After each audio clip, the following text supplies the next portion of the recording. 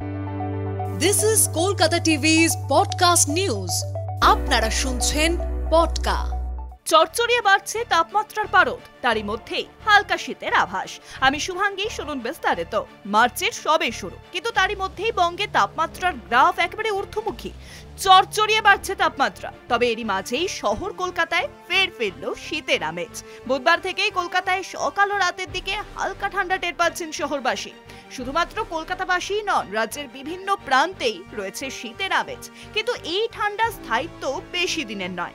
আগামী সপ্তাহে বসন্ত উৎসবের আগে রাজ্যে বাড়বে তাপমাত্রা। কলকাতায় আজ যেমন তাপমাত্রা নিম্নমুখী, তবে আগামীকাল অর্থাৎ শনিবার তাপমাত্রা আবার বাড়বে বলেই জানা যাচ্ছে। আগামী সপ্তাহের মঙ্গলবারের মধ্যে কলকাতার তাপমাত্রা 34 থেকে 35 ডিগ্রি সেলসিয়াস ছুঁতে পারে। আজ শহরের সর্বনিম্ন তাপমাত্রা 18.2 ডিগ্রি সেলসিয়াস, সর্বোচ্চ তাপমাত্রা 28.8 ডিগ্রি। আপাতত বৃষ্টির সম্ভাবনা নেই, তবে পশ্চিমবঙ্গে বৃষ্টির সম্ভাবনা না থাকলেও উত্তরবঙ্গে কিন্তু জারি করা হয়েছে বৃষ্টির পূর্বাভাস। পার্বত্য জেলাগুলিতে বজ্রবিদ্যুৎ সহ হালকা বৃষ্টির সম্ভাবনাও রয়েছে। শনিবার দার্জিলিং ও কালিম্পং সহ 4 জেলায় রয়েছে বৃষ্টির সম্ভাবনা।